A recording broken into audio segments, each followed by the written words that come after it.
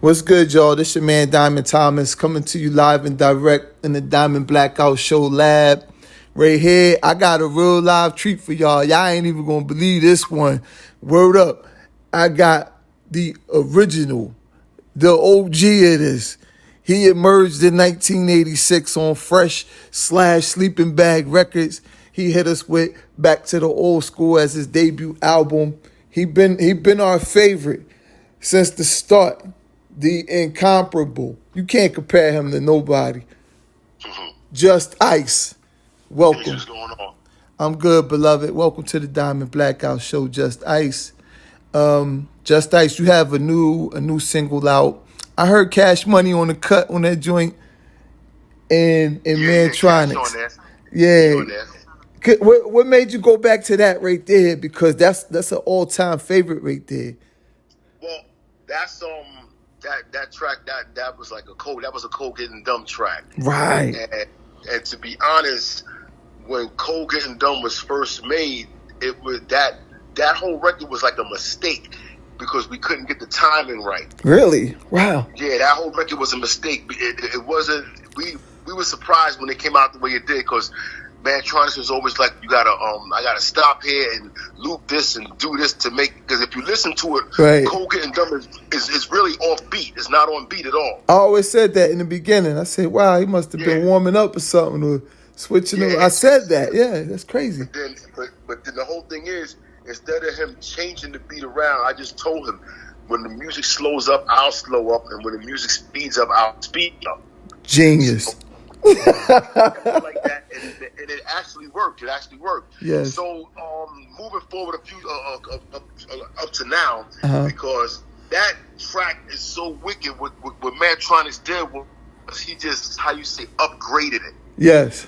He upgraded it, and I definitely changed the lyrics around. I kept the same style, the same kind of flow, but a little bit funkier, and with changed the lyrics completely. Mm-hmm. Changed the lyrics completely, a whole different topic, a new topic. I see. And we put Cash Money on there because Cash is an old label mate. Cash was on our label back in the day. Ah, that's right. Yeah.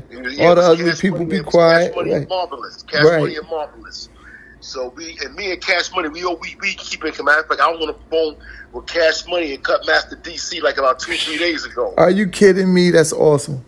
Yeah, wow. we keep in contact. So we put Cash on there. Cash did his thing. Yes. And it came out pretty good because MANTRONIX had actually recorded a lot of that back in the 80s when we did a concert. I think it was in the 80s or early 90s when we did a concert. I didn't even know he recorded that. Right. I even know. I thought whenever I was on stage doing my thing, I didn't know I was being recorded. Maybe that's what made it better, because if I knew it was being recorded, I probably would have messed it up. Right. That energy was awesome. You can it still resonates with the listener. The energy is like right there. I know. I did a different lot of feedback saying it's old school, but it's new. It's old school, but it's new. Right. And like in the down south areas, they don't play that kind of hip hop. They play that double time type stuff. Right. You know? Right. So when it was heard down here, it was like, yo, that shit is dope. It's different. It's different. It's definitely a bop. And I had some younger folks. Hopefully, people will pick up on it, and we get a good response, and that'll be some very good incentive to kick out something else in the future with MANTRONIX. Indeed. I've had some younger folks listening to it with me, and they was feeling that joint. I said, man, we've been on it, y'all, you know what I mean? But everything rotates around, so it comes back around full surface. Full circle. It's there. And, man, you got something on your hands right there. Word up. So I hear that I've always heard through other sources that, like, you went to Wax. You got a record collection that are like top anybody's out there. I've been hearing this over the years. Is that true? I have a very large yard collection. I have a very large yard collection. I have I got like over 100 or something crates of just beer yard music. Wow. Maybe, and I got 5 inches, I got 7 inches, 10 inches, wow. 12 inches, I got a few 13 inches. It's I got a lot of different shit. I mean, no doubt. it's like when it comes to, I remember one day I was playing down at Canal Street with the Deadly Dragon and shit. All right. And also was playing alongside Tony Screw from Downbeat. Right. Wow. And I actually played a record that night that he did not know. Are you kidding me? Yeah, because at the end of the party, he walked up to me and was like, "Yo, Just Nice, what was the name of that tune you played?" Yes. Blah, blah, blah. I knew exactly what he was talking about. I told him what it was. I was like, "Yo, don't tell nobody." Right. Oh, that's amazing. Yeah, I got a big yard collection. Wow. So you still digging the crates wherever you're at, whatever country, whatever state? Yeah, man, I love when I travel and shit, man. I love going to different record stores for vinyl. That's me. I'm a vinyl head, man. So I love the first thing I do is like if we have to go there to perform and we finish performing and we have a day to kill. Yes. The next day I'm looking for a record store, a vinyl store. No doubt. So when you spinning, are you servicious when you spinning? Well, I'm servicious on the mic. I started off the whole thing with this hip hop thing. I started off as a DJ. Indeed. Then I went on to MCing, but I got a sound system. I got a big ass sound system. Say that. My sound system is so big that I need a separate electrical source to pump it. I can't use the house electricity. Wow, that's crazy. That is crazy. Oh wow, I'm looking forward to hearing you spin. I've never heard that. When I was before this COVID thing took over, I was doing a lot of shows in Manhattan, Lower Manhattan. Yes. And stuff like that. A lot of yard. I was being invited to a lot of yard parties and play a 2-hour set here or a 1-hour set here. But then after COVID took over, man, all of that just died out, man. Right. That is quite interesting. Do you belong to any DJ crews or you just come out solo? Nah, right now I just come out by myself. I mean, the last people I used to play with was the WNST. Okay. That was out in Stony Brook, Long Island. Stony, with Cabret and Masapan. They still come on every Thursday night at 10 o'clock. But see, since I don't live out there anymore, I don't spin with them. Okay. So now I just more or less spin by myself. Wow, it's interesting. So I have a question about how did you come about with your relationship with the brother DMX, the young brother that was the beatbox? Like when we heard DMX the rapper, right? We were like, me and my crew, we were like, wait, it's already a DMX out here. So It was 3 DMXs, man. Really? It's the original Davey DMX. Right. Then there was my DMX, the beatbox DMX. Right. Then there was DMX, Divine Master Unknown. Right. You know what I'm talking about, right? Awesome. Divine Master Unknown DMX. Yes. Just passed away. Yes, absolutely. But my DMX is the one, the beatbox. Right. And I met up with Ben and had to be 85. Okay. Something like that. Because him and Bismarck, he used to live at the hotel down the block from my projects in Fort Greene. Wow. Okay. So are you originally from Fort Greene? Huh? You originally from Fort Greene? Yeah, I was born and raised. I was born right there in Brooklyn Hospital, man. Right wow. on the Ashland and Navy in Fort Greene. Indeed. And I lived right down the block in the projects. Right. No doubt. I was born in Fort Greene. Awesome. So how did your relationship expand to, be included as a group or, him along with you? Well, it was simple with Ben because I think I went over there one day and I was rhyming or something and out of nowhere he started beatboxing. Mm-hmm. So that just clicked. And from there, I would just go around there and pick him up because we would go to a place in Brooklyn. Well, now it's called Metro Tech. Okay. Now it's called before there was a Metro Tech, there was no hotels there, none of that shit. It used to be a big park. It used to be a park. Wow. Me and Ben used to go to that park every morning and practice Latoya and he would beatbox and rhyme. Right, no doubt. And then right down the block on Myrtle Avenue, going back toward the projects, it was a little studio. It wasn't no real big flashy studio. Mm-hmm. It was a little studio that a brother had, Right. And he said, he charged me $22 an hour. Right. So the first record that I put together was Put That Record Back On. That was the Wow. first record that was the first record. It wasn't LaToya. Right. Okay. Put That Record Back On. So I did that with that little. I did that. I had to do all of this within 1 hour because all I had was $22. Indeed. Wow, that is amazing. 2 hits in less than an hour. Nah, we didn't even do LaToya. We just did Put the Record Just Back put on. that record. Oh my goodness. Okay. Yeah, and after we did Put the Record Back On, we took it to the studio. Right. And the studio. I mean, we took it to a sleeping bag. Not just we took it to sleeping bag fresh. Okay. And I let Will Sokolov hear it. It was a real rough. You could tell I didn't know what the fuck I was doing. Right. But the lyrics and the voice was banging. Right. It was. The energy was crazy. Will said, what we gonna do is we gonna put you in the studio. We'll let a guy named MANTRONIX. I didn't know who the fuck MANTRONIX was. Wow. He said, I'm gonna let this guy MANTRONIX work with you, and we're gonna see it. At that time, MANTRONIX was working with a guy named Sam Sever. Okay. So it was MANTRONIX and Sam Sever. Right. So if you ever have the 12-inch of I think, matter of fact, it's only these two names I'm gonna give you are only on the 12-inch of LaToya on one side, and on the other side it would be This Girl Is a Slut. Right, I remember that as well. I remember it crystal clear.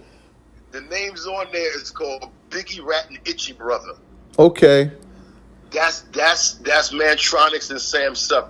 Wow, it's heavy. That's some good. And at that time it was crazy because before I actually made my first record with Sleeping Bag Fresh, Boogie Down Productions made their record with them, and this after we had already went our separate ways because we was always getting together. Right.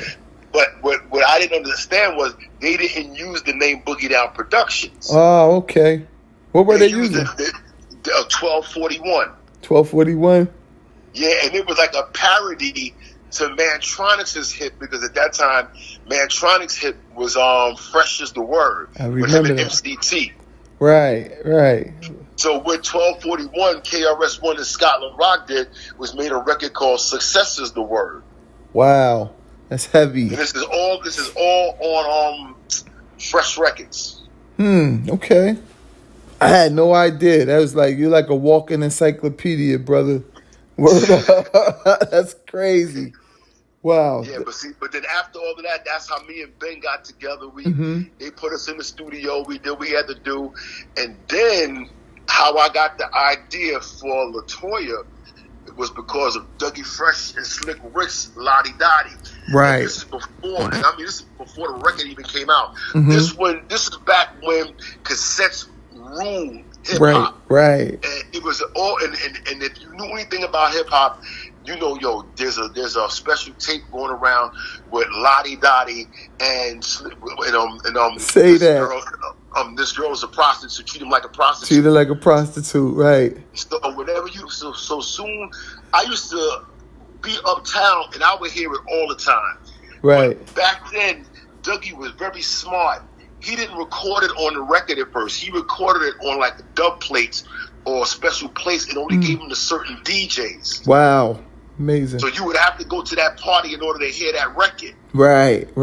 So I remember one night I was at the Roxy, hanging out at the Roxy, and they play. I think Red Alert played that shit, the whole thing. Wow. The whole thing, and I was like, "Yo, this nigga Doug is off the hook." Right. Oh my goodness. I was like, wow. And then he rocked. Then I only heard Treat Him Like a Prostitute on the cassette. And Slick Rick went in. He did. He really did. Yo, Rick went in. And I was like, yo, these dudes is crazy. Yes. Because I was like always rhyming the serious shit. It's like they took it to a level where it was street funny and it made sense. Right, absolutely. And it was a story. Yes. And that's what gave me the incentive to write LaToya, because I knew a lot of chicks like that back then. Right, indeed. Oh my goodness. So that's how that. And then me and Ben would get together in the park and he would beatbox, because Ben has a gift for that. Right. I mean, I was talking to Ben the other day. Awesome. He was like, yo, that'll never go away because I got a gift for that. He was like, yo, whenever you're ready, let's do it again. I'm like, okay. That would be incredible if y'all was to touch back. Yes. I love when he would just come in with the timing. Yo, stop fronting and use your head. I'm like, yo, wait. I used to love doing shows with Ben. Yes. Because before I would actually start rhyming, Ben would take about 2 or 3 minutes just to warm up on stage in front of people. Oh, wow. That's a treat right there. Yeah. Huh? That's a treat right there. Yeah. And it was like, I was like, this dude is nuts. Right. That is then after awesome. a while, I get tired of him spitting all over the damn place. I just come on there and start rhyming.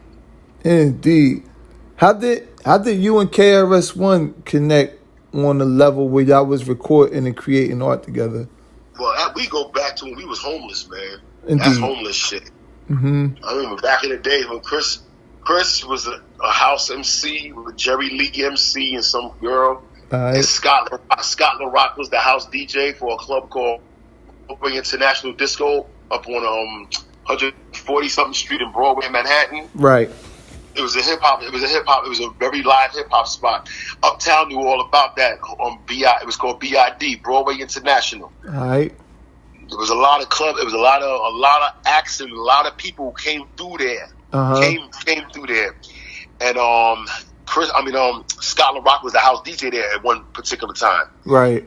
And me and my man Trey D, I mentioned him in my record going way back. Right. Me and him we were doing MC contest. We went up there for an MC contest, and then I ran into KRS. Right. Because we was talking. We all got together and everything. Long story short, I'm gonna skip the MCing part and everything. It was like I was like, yo, I ain't got nowhere to stay. Chris was like, you just broke up. Hold on, you broke up a little bit. Could you repeat that? I said yes. The whole thing was at the end of the night. I was like, yo, Chris, man, I ain't got nowhere to stay. So Chris was like, don't worry about it. I got somewhere for everybody to stay. Right. So next thing you know, Chris is taking us to 166th Street in Franklin Avenue to the damn men's shelter. All right. Ingenuity. I was like, what the fuck is this? I'm like, but it was so late at night.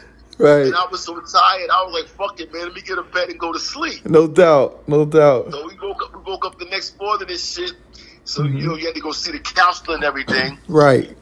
Find out the fucking counselor is Scott LaRock. Wow, that's crazy. OMG. I walked up in there. I got the same fucking clothes on. I go in there. Scott got a brand new suit on, right. Shirt, tie.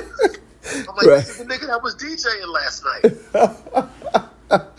Oh my gosh, that had to be something, man. Oh wow. So we started off like that. Right. And more or less blossomed into a musical relationship. Right. Because Chris was always talented. Scott always had DJ equipment. Yes. So we got together like that because they was from the Bronx. I was from the Bronx. It was a Bronx thing. Right. No doubt. I just recently did a summer tour up in the South Bronx for a day. I had a great time visiting folks, connected with people, regular folks. They have a swap meet up there on Lincoln Ave up there, 147, I believe. I was somewhere up around there. I know I was on Lincoln Ave. Where's Lincoln Ave? Yeah, it's in the cutoff for Burbank. It's in the cut. It's a spot called Bronx Native. It's a store right there called Lincoln Bronx. Avenue. That's over there. That's not too far from my man Fred One's. Okay. Yeah, it's a night. They got some new. They got some new construction going on right there. They got like these skies. That's the lower part of South. The lower part. Yeah, absolutely. Yep. Yeah, that's where my man Fred One's studio used to be at. I had a good time there. I spent the whole day. That's over there by 3rd Avenue. Lincoln Avenue, 3rd. Yeah, absolutely. Yep. Yeah, I know where that's at. I had a great time there, man. The people was accessible and it was down to earth, man. The energy was out of sight. That's it, man. It's nice out there until it gets too hot. Right. It start going down, it's time to jump in the whip and head back. They start breaking out the Hennessy. Yeah. The little special fruit drinks. Right. What they call them drinks? The head crackers. What they call them? The nutcrackers. Nutcrackers. Yeah. And they put when they put that candy at the bottom of it. Yeah, word up. I forgot what them shit's called, but they put them in the bottom. I know, yo. Yes. Don't drink that shit. Right, it's over. It's ding ding. Don't drink that shit. That shit changes attitudes. No doubt. No doubt. I'm from Camden, New Jersey, right next to Philadelphia. When we started hearing Just Ice, DMX, and the whole emergence of like Sleeping Bag and Fresh Sleeping Bag records and stuff like that, we would see y'all with like the fly Letterman jackets and all that. We wanted to be just like that, and y'all a few years older, so me and my team, we like, that's the direction, because we immediately identified with where y'all was coming from, I can't say that for the rest of the country. I can only go for what was going on in New Jersey, But it felt like y'all was like our big brothers or big cousins. And then to hear y'all spit, with such the force, I said, yo, he using intelligent words. He going in. He dropping science. So I always wanted to know, like, although I know now for my listeners, where did the name Just Ice come from, and how did that play its part in your life? That's very easy. Just Ice came from justice. Indeed. I got my name Justice when I got locked up when I was upstate when I was 13. Mm-hmm. Yeah. So by the time I was 14, my name was Justice.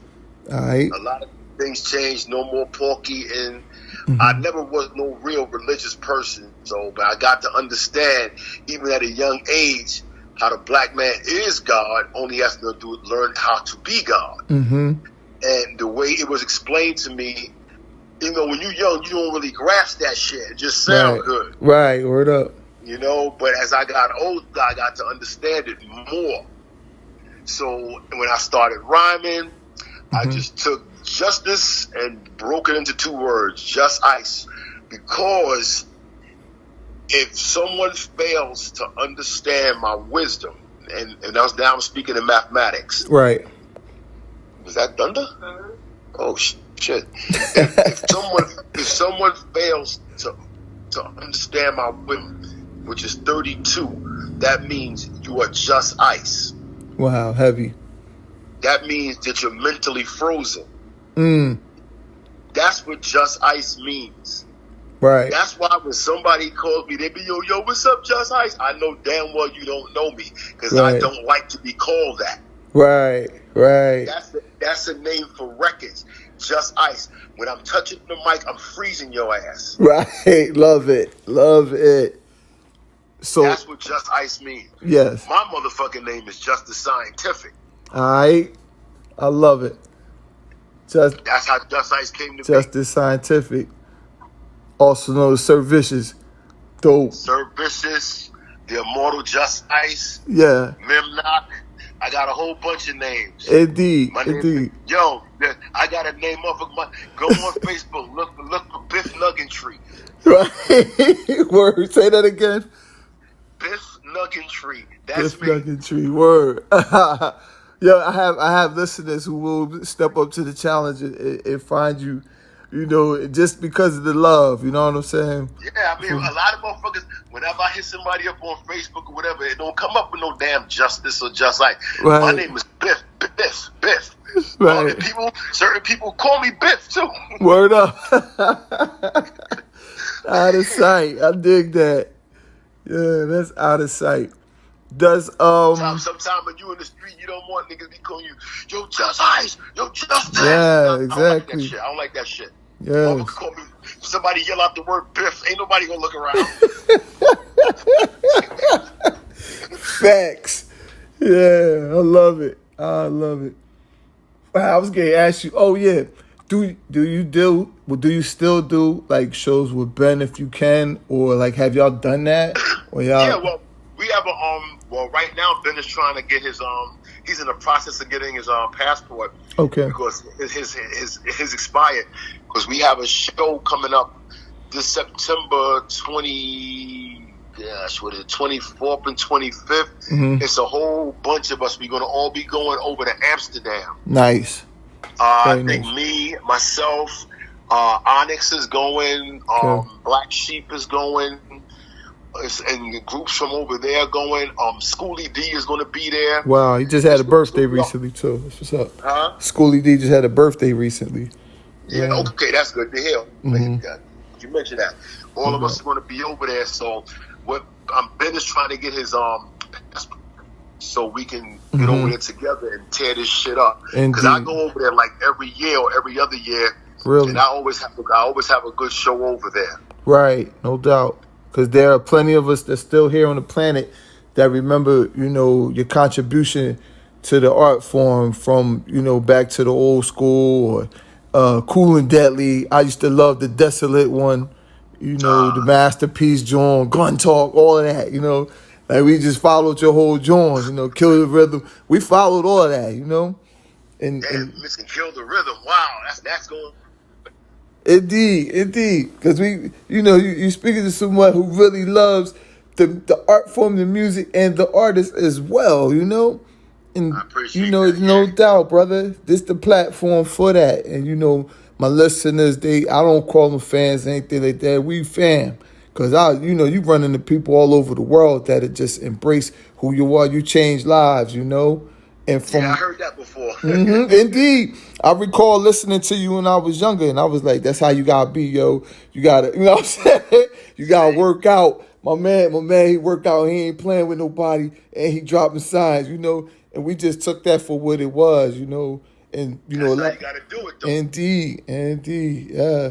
Whole team moving out on it like that. Like, you see just that? Yep. That's how we moving, Yep. And you probably had no idea you affecting somebody that's totally like thousands of miles away or whatever, hundreds of miles, being that we from New Jersey. But when you're a recording artist and you making music, you don't realize that you do affect people like that. Yes, absolutely. It just if you're doing this for the love of the music, you just want your message to get out there. Right. Now, if it affects somebody in a positive way, man, that's good, man. Indeed. If it affects somebody in any way, that's good. Right, absolutely. It's what you do with it. Because at least somebody can relate to what you're talking about. Right, absolutely. We always looked at it like that. Even down to like not knowing who MANTRONIX was, it made you dig deeper and say, wow, who's that? Like, how they find him? In that neighborhood, we like, who's this guy? He from like Europe or something? But, It's funny. And MANTRONIX been out for a minute, but before he was doing hip hop, he was doing more like what they call that kind of music, like electronic or something. Freestyle, like that freestyle. Freestyle, music. Yeah. He was doing freestyle music with a lot of freestyle artists like Lisa and all them other kind of people. Right. He was on Sony. He was on and another reason why he was so hidden. He was on. At that time, he was on, what's the name of that? Capitol Records. And Capitol Records wasn't known for hip-hop. Wow. That's amazing. He was known for more or less freestyle and R&B and stuff like that. Right. He moved over, when he left Capitol Records and came to Sleeping Bag, Fresh, that's when he started being known for his hip-hop. Yeah, it was a crazy following just from, what y'all had put together. It was like, that was a good connection to pair you two, moving forward. First, I was not his original MC. I remember MCT. No, his original MC was MCT. Right. That was his first MC. It's just that by me being on the same label with them and he produced my albums, when we all went out to do shows, after MCT did the Fresh as the Word stuff, he didn't have nothing less. It's crazy. So that's what after. Me and Ben will come up there, and like I said, by Curtis producing our records, he would be on the turntables for me also. Wow. And then he would just start playing his beats, and I would just start rhyming, and everybody was like, "You should be his MC, not MCT." Right. He eventually went to the Armed Forces or something like that? Well, MCT had a bad fall, man. He went to jail for child molestation. Wow. It was all over the internet and everything. Yeah. I'm not sure if he's out now. Right. But he's definitely on the what do you call it? The list for people pedophiles or whatever. Yeah, wow. Yeah, he did some real foul stuff. Cause he molested this young girl or something, and it was all over the internet and the papers. Wow. Curtis sent me the well, I said Curtis. I mean Mantronics. I know you're talking about. He sent me the article because I didn't believe it. I didn't know what had happened to the dude. Right. But Curtis sent me the article and everything. I was like, wow, I couldn't believe that shit when I read that shit. They got his picture in the paper, right, with the charges and this. I'm like, wow. Like, this dude used to rock crowds. Why are you out there molesting little girls? Exactly. Whoa. So, I don't want to have nothing to do with nobody like that. Indeed, that's a no. Word. Nothing to do. It's crazy. I had no idea. I used to ask myself, like, what happened to homeboy? He was pretty decent, Yeah, well, sheesh. People change. Right. Sheesh. Yeah, it is what it is. I'm so glad to have the opportunity to talk with you. Could you let the listeners know the name of the new single and where they can get it at? Well, the name of the new single is called "Get Your Drink On, Get Your Freak On." You can go to Spotify, SoundCloud, Apple Music, right? All of those musical platforms. Outlets. Yeah, word up. Yeah, well, get it. I don't. What is it? 99 cents. I don't know how much that thing costs. Right. Because I have no idea how much it costs. I just know that's where you can go to buy it. Indeed. Yeah, we appreciate you here on the Diamond Blackout Show. I look forward to continuing to link up with you. Yes, sir. Yeah, it's your energy is amazing. Please come back to the show anytime. Yes, yeah, and I give it about 3 months. I see how the record is doing. I'll pop back up here and we talk some more. Word, I'm with that. I got questions galore for you. I ain't even gonna hold you. Word up. I'm like, man, it's like sitting next to the encyclopedia right here, because it's things that you can see behind the scenes as the art form is emerging that, you may have taken for granted. Like, wow, at the time, there was history being made in that level, and people are out here documenting it worldwide, And it's funny talking about history, because right now I was watching the origins of hip hop. Yes. And I'm watching the one with my man Grandmaster Flash. All right. And it's like, it's taking me back because back in the days when we was young up in Castle Hill, we was there when Flash first started, when he was starting his, his shit after Herc and after Bam. And it's like, it's crazy because he was the most hardest dude to get a cassette by because it was like, Flash was like, when you heard a Flash cassette, it was like you heard mixes like you never heard before. Right. And it's just crazy about how people listen to me and they get the history, and I go back to where I get my history from with Flash and Bam and Theodore and Herc. And I just saw a picture of Herc when he was young. I was like, wow, I must have been like about at least 8 to 9 years old if Herc was that young back then. Wow. They showed a lot of shit on him, man. Wow. And I'm making a connection with my man, DJ Rip from the Spin Firm, who has a connection with the origins of hip hop. Right. Hopefully this year when they start recording again, you'll have a Just Ice on there. Oh wow, we really look forward to that. I recently, when I was in the Bronx, I had went over to 1520 Sedgwick, and I said to myself, like, damn, they walked from here to the park. I said, but the park was right up the block. Yeah, exactly. I'm asking, like, the homeboy right there. He like, yeah, you gotta go up there near the tower and cut through right there. That's the park. I said, what? Yeah, the park is right. And that park is so little. Right. We pulled up. No doubt. I think it was back in 1973. Yeah. If it wasn't for Herc, man, doing that party for his sister, right, it never kicked off. Wow, that's amazing. That was a party. The party that brought him out was a Sweet 16 for his sister. Amazing. Cindy, I remember Cindy was telling me about that. Yeah, they said you still got to go through Cindy to get at him. Yo, you gotta go. You cannot get to Herc unless you go through Cindy. Right. And she is, if she don't know you, you ain't getting. Absolutely, yes. Lucky me, I got her direct number. No doubt. No doubt. Yes, sir.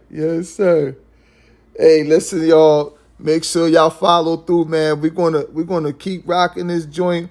I'm putting this joint on rotation because I'm such a fan of like Just Ice whole line. Word up. And we're going to be playing it. And if you need it, go to those platforms and purchase it. Download it and do whatever you got to do, man. This the living legend. Just Ice Serve Vicious. Cool and Deadly, the Desolate One, Masterpiece. Go out and get all them joints. Go get 7. You had a joint called 7 too, right?